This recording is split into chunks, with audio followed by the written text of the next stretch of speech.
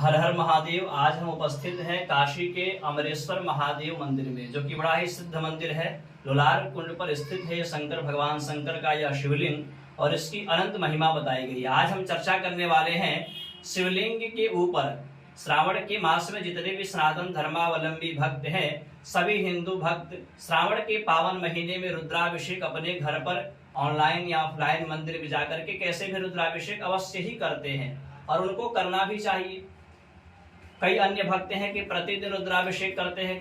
कई अन्य भक्त हैं जो कि सोमवार की सोमवार रुद्राभिषेक करते हैं। तो श्रावण के महीने में निश्चित रूप से हर एक सनातनी को रुद्राभिषेक करना चाहिए।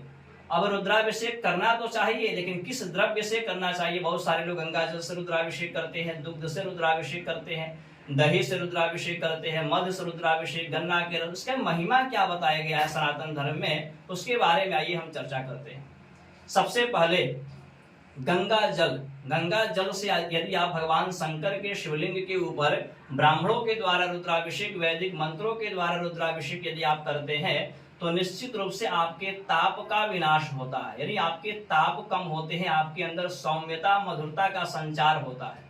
और साथ ही साथ भगवान शंकर को शीतलता बहुत ही अत्यधिक प्रिय है, तो आपके समस्त कष्टों को हर लेते हैं। आपके परिवार में सुख समृद्धि बढ़ता है, शांति का वातावरण देखने को मिलता है। दुग्ध से रुद्राभिषेक करते हैं तो समस्त कामनाओं की पूर्ति किया जाता है।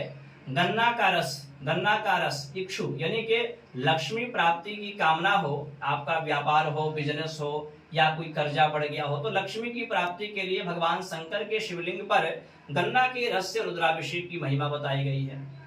किसी को संतान से संबंधित प्रॉब्लम हो रहा है, संतान की समस्याएं हैं, तो उनको रुद्राभिषेक काले धतूरे के बीज से रुद्राभिषेक की महिमा बताया गया है, दुग्ध में डाल करके।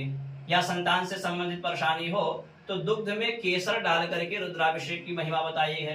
किसी भी स्त्री, किसी भी बहन को विवाह में विलंब हो रहा है, तो उनको शुद्ध गाय के, देसी गाय के दुग्ध में केसर मिला करके रुद्राभिषेक करने पर लड़कियों का शीघ्र विवाह होता है, ऐसे कहा गया है। किसी पुरुष का विवाह नहीं हो रहा हो, किसी कुमार, किसी बालक का विवाह नहीं हो पा रहा हो, तो गंगा जल में शुद्ध इत्र मिलाकर के रुद्राभिषेक करने से लड़का को शादी का योग बनता है।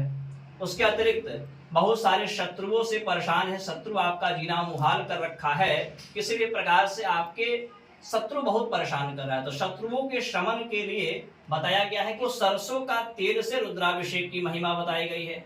सरसों के तेल से यदि आप रुद्राभिषेक करते हैं तो आपके समस्त शत्रुओं का विनाश होता है, यानी आपके शत्रुओं का शमन होता है।